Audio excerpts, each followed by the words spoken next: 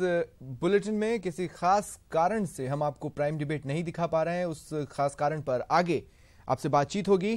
फिलहाल ये बुलेटिन शुरू करते हैं। आपके साथ मैं हूं स्वप्निल। बड़ी खबर है रायसिंह नगर से, जहां पुलिस ने अंतर्राज्यीय चोर गिरोह के सरगना समेत 2 लोगों को गिरफ्तार किया है।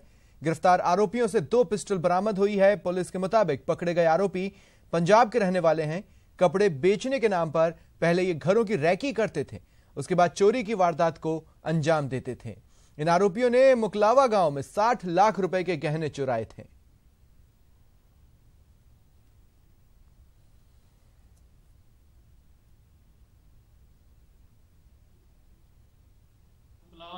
इलाका में गत माह 3 चोरियों की वारदात हुई थी अलग अलग गांव में, किकरवाड़ी, 3M के और उड़सर में। उनका श्रीमान एसपी साहब ने अपने कार्यालय में जो साइबर सेल का स्टाफ है उनको लगाया। चोरी की वारदात में जो मुलजिमों ने मोबाइल घटनास्थल पर काम में लिया, उसके आधार पर ट्रेस किया चोरों को और हमने 2 चोरों को गिरफ्तार कर लिया। आज उनके पास से हमें 2 पिस्तौल मिले हैं दोनों के पास से, जो आज भी पुणे हमारे इलाके में आए हुए थे, जो चोरी की वारदात के फिराक में थे, लेकिन समय रहते हमने काबू कर लिया उनको। और ज्यादा जानकारी के लिए बात करेंगे सहयोगी हेम सिंह से, जो इस वक्त हमारे साथ फोन लाइन पर मौजूद हैं। हेम सिंह, किस तरह इस कार्रवाई को अंजाम दिया गया? जी स्वप्निल, हम हमारे ईटीवी के दर्शकों को बता दें कि लगातार ईटीवी इस मामले के अपडेट में लगी हुई थी और मुकलावा थाना क्षेत्र में इन आरोपियों ने जो लगातार 3 बड़ी चोरियां की थी, करीब 60 लाख रुपए के आभूषणों सहित कीमती सामान चुराया था। और मुकलावा पुलिस के तलाशी अभियान के साथ साथ श्री गंगानगर जिले की जो साइबर क्राइम टीम की जो सेल की जो टीम बनी हुई है, विजय गोदारा, पवन लिम्बा और गुलाब, इन 3 लोगों की जो विशेष टीम बनाई थी एसपी श्री गंगानगर ने, उस टीम को एक बड़ी कामयाबी मिली है और अंतर्राज्यीय गिरोह के 2 सदस्यों को पकड़ा है, जिसमें शंभू जो है मुख्य सरगना है और इनके 2 साथियों की अभी तक तलाश जारी है। इनसे 2 पिस्टल बरामद किए गए हैं और सबसे बड़ी बात ये, हरियाणा, पंजाब, राजस्थान सहित जम्मू और कश्मीर में इन्होंने दर्जनों चोरी की बड़ी वारदातों को अंजाम दिया है और इनके खिलाफ एक ही थाने में बड़ी वारदातें होना भी सामने आया है। और जो शंभू है वो पंजाब की जेल में लगातार 6 महीने रह भी चुका है और बड़ी चोरियों के साथ साथ संगीन अपराधों का ये आरोपी भी रह चुका है। और फिलहाल जो है कि पुलिस की साइबर क्राइम टीम सेल के जो विजय गोदारा हैं, इनकी अहम भूमिका के चलते इस मामले का खुलासा हो पाया है और लगातार इनसे पूछताछ जारी है। 2 दिनों में इनसे बड़ी बरामदगी होने की संभावना है और राजस्थान की भी कई बड़ी वारदातें इनमें खुल सकती हैं। बहुत बहुत धन्यवाद तमाम जानकारी के लिए।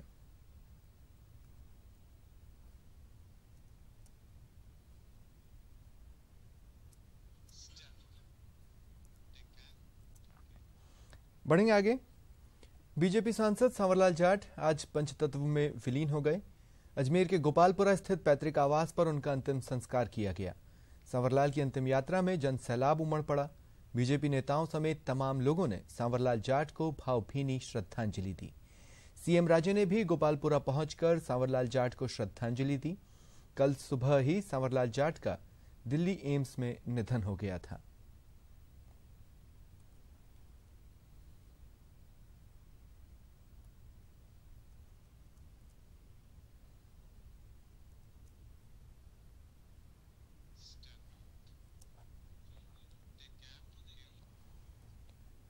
मुख्यमंत्री वसुंधरा राजे ने खाद्य मंत्री बाबूलाल वर्मा की कुशलक्षेम पूछी है। गौरतलब है कि खाद्य मंत्री की कार पिछले दिनों जयपुर से 12 जाते समय कोटा के पास दुर्घटनाग्रस्त हो गई थी। अभी घर पर वो आराम कर रहे हैं। बाबूलाल वर्मा से खास बात की संवाददाता अंकित तिवाड़ी ने।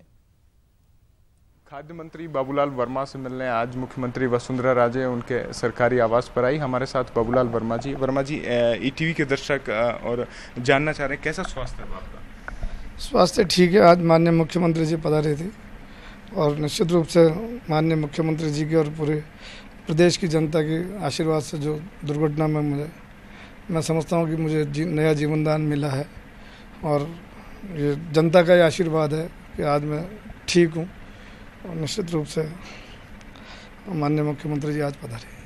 आपके क्षेत्र से आपका सीधा जुड़ाव रहा है, यही वजह है कि आप प्रत्येक सप्ताह अपने जो विधानसभा क्षेत्र है उसमें भी जाते रहे और प्रभारी मंत्री के तौर पे भी अपने जिले में आप जाते रहे और यही कारण रहा कि आप अपने दौरे पे जा रहे थे और दुर्घटना हुई। मैं समझता हूँ कि सरकार की जो जिम्मेदारी है और जो पार्टी की जिम्मेदारी है उसको जब जब भी मुझे जो निर्देश मिलता है मैं उसको पूरा करने की कोशिश करता हूँ।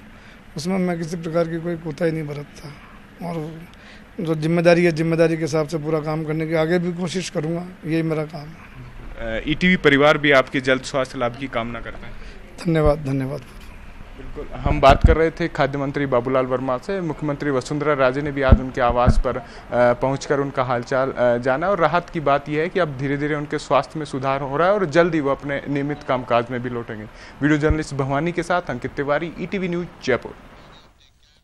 आम लोगों की समस्याओं का निस्तारण अब एक कॉल के जरिए करने की तैयारी है। सीएम हेल्पलाइन 181 जल्द ही शुरू होने जा रही है। जानकारी के अनुसार सीएम हेल्पलाइन 181 के तहत शिकायतकर्ता को 181 नंबर पर कॉल करना होगा। शिकायत दर्ज होते ही परिवादी के मोबाइल पर शिकायत का नंबर और संबंधित विभाग को भेजे जाने का मैसेज मिलेगा। सूत्रों के अनुसार यह हेल्पलाइन 15 अगस्त से शुरू किए जाने की संभावना है, जिसे लेकर तैयारियां जोरों पर हैं। सचिवालय में कॉल सेंटर स्थापित करने का काम जारी है। गौरतलब है कि प्रदेश में फिलहाल ऑनलाइन शिकायत दर्ज कराने के लिए संपर्क पोर्टल बना हुआ है, जहां पर शिकायत दर्ज कराई जाती है।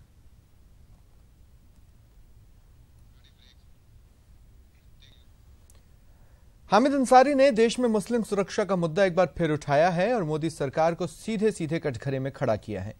क्या कहा अंसारी ने, देखिए इस रिपोर्ट में। उपराष्ट्रपति डॉक्टर हामिद अंसारी ने अपने कार्यकाल के आखिरी दिन अपने आखिरी इंटरव्यू में सरकार, समाज और व्यवस्था को कटघरे में खड़ा कर दिया। पीटीआई के मुताबिक राज्यसभा टीवी को दिए इंटरव्यू में अंसारी ने मुस्लिम सुरक्षा को लेकर सवाल उठाए हैं।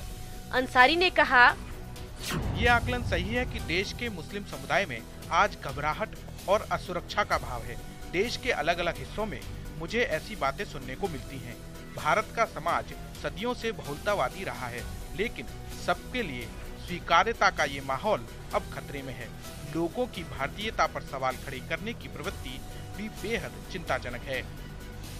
अंसारी ने इंटरव्यू के दौरान कहा कि अपनी चिंताओं से उन्होंने पीएम मोदी और अन्य मंत्रियों से जिक्र किया था। इसे परेशान करने वाला विचार करार दिया था। लोगों पर भीड़ के बढ़ते हमले, अंधविश्वास का विरोध करने वालों की हत्याएं और कथित घर वापसी के मामले भारतीय मूल्यों में आ रहे विघटन के उदाहरण हैं। इससे ये भी पता चलता है कि कानून व्यवस्था को लागू करने की सरकारी अधिकारियों की क्षमता भी अलग अलग स्तरों पर खत्म हो रही है। अपना दूसरा कार्यकाल पूरा कर रहे 80 वर्षीय अंसारी ने इंटरव्यू में 3 तलाक पर भी अपनी राय रखी और कहा, पहली बात तो यह है कि यह एक सामाजिक विचलन है। यह कोई धार्मिक जरूरत नहीं है। धार्मिक जरूरत बिल्कुल स्पष्ट है, इस बारे में कोई दो राय नहीं है। लेकिन पितृसत्ता, सामाजिक रीति रिवाज इसमें खुलकर हालात को ऐसा बना चुके हैं जो अत्यंत अवांछित है। अदालतों को इस मामले में दखल नहीं देना चाहिए, क्योंकि सुधार समुदाय के भीतर से ही होंगे। इसके साथ ही अंसारी ने कश्मीर समस्या को राजनीतिक समस्या बताया और उसके राजनीतिक हल की वकालत की है। Bureau report, ETV news. BJP महासचिव कैलाश विजयवर्गीय ने उपराष्ट्रपति हामिद अंसारी के बयान पर असहमति जताई है और कहा है कि एक या दो घटनाओं के आधार पर देश का या समाज का आकलन करना सही नहीं है। जनक बयान है। इतने उच्च संवैधानिक पद पर बैठकर यदि कोई व्यक्ति समाज का इस प्रकार आकलन करता है तो उनके ऊपर एक तरीके से दया आ सकती है और मुझे लगता है कि वो इस सीट पे बैठने लायक थे या नहीं थे, ये एक प्रश्नवाचक चिन्ह लग गया, क्योंकि एक दो घटनाओं के आधार पर पूरे समाज का और देश का आकलन करना ये कोई उचित नहीं है। इससे 10 गुना ज़्यादा क्या 100 गुना ज़्यादा सामाजिक समरसता के हमारे पास उदाहरण है, वो नज़र नहीं आया और 2-4 नेगेटिव उदाहरण के आधार पर वो पूरे समाज का और देश का आकलन कर रहे हैं। बहुत अफसोस की बात है। मैं उनके बयान से असहमति प्रकट करता हूँ। जेडीयू के वरिष्ठ नेता और पूर्व अध्यक्ष शरद यादव ने आज बिहार की धरती पर पहुंचकर नीतीश के खिलाफ ताल ठोक दी। उन्होंने खुलकर कहा कि वो आज भी महागठबंधन के साथ खड़े हैं। शरद के इस दौरे के साथ ही जेडीयू में 2 फाड़ हो गई हैं।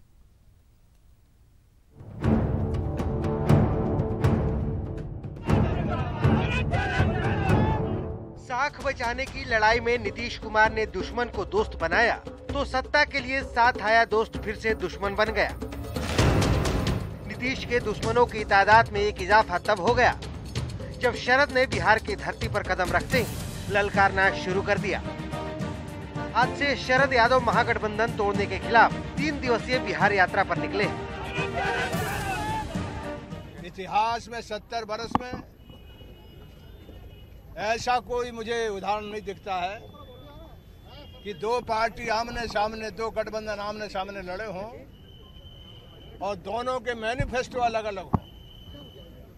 वो मैनिफेस्टो बीच में ही मिल जाए। ये इतना बड़ा लोकशाही लोकतंत्र में विश्वास का संकट है। इस संकट को जनता के बीच जाकर के ही, और मैं गठबंधन के साथ आज भी खड़ा हूं। गठबंधन ऊपर सरकार जरूर बन गई है, लेकिन जनता जो है वो गठबंधन, मैं उसके पास जा रहा हूं कि उसका गठबंधन बना रहे। कहावत है कि दुश्मन का दुश्मन दोस्त होता है, लिहाजा आरजेडी ने बाहें खोलकर शरद यादव का स्वागत किया है। आरजेडी के कई नेता एयरपोर्ट पर शरद का स्वागत करने पहुंचे। दरअसल जेडीयू को भी आभास हो चला है कि शरद यादव नीतीश की फजहत करने पर उतारू है। लिहाजा पार्टी नेताओं के दिल में शरद के लिए आदर और सम्मान खत्म हो चुका है। कल तक दबी जुबान में शरद को नसीहत देने वाले जेडीयू प्रवक्ता आज खुलकर शरद पर हमला बोल रहे हैं। जिस व्यक्ति ने पार्लियामेंट से इस्तीफा दिया हो करप्शन के सवाल पर, बदलते दौर में आदरणीय शरद यादव जी भ्रष्टाचार जैसे संगीन मामले में राजनीतिक आत्मसमर्पण कर रहे हैं, ये राजनीतिक कार्यकर्ताओं के लिए चिंता का विषय है। और उनके प्रेरणा स्रोत बदल गए। लोहिया जयप्रकाश का नारा लगाने वाले लोग आज आदरणीय शरद यादव जी, तेजस्वी तेज प्रताप मीसा भारती को अपना आइकॉन मान रहे हैं। ये निश्चित रूप से हमारे लिए बहुत ही चुनौतीपूर्ण है और चिंता का विषय है। नीतीश कुमार और शरद यादव के बीच की नाराजगी अब इस कदर बढ़ चुकी है कि शरद यादव के करीबी अरुण श्रीवास्तव की तल्ख बयानी से भी जाहिर हो गया। केवल यही विरोध है कि मतलब उन्होंने गठबंधन के साथ विश्वासघात किया। जिस गठबंधन को वोट मिला था उन्होंने भाजपा के साथ मिलकर उन्होंने सरकार बनाई है, बहुत निंदनीय है। शायद नीतीश कुमार को नहीं मालूम है कि उन्होंने अपना कितना बड़ा नुकसान इसमें किया है, ये उनको शायद खुद खबर नहीं होगी। तो इस तरह के बयानों के बाद क्या ये मान लिया जाए कि जेडीयू की अंदरूनी गुटबाजी अब सतह पर आ चुकी है? इस अंदरूनी लड़ाई में कौन क्या खोएगा और कौन क्या पाएगा, ये समझना बहुत मुश्किल नहीं है। ईटीवी न्यूज के लिए पटना से रुपेश कुमार के साथ सहयोगी रवि एस नारायण और अविनाश कुमार की रिपोर्ट।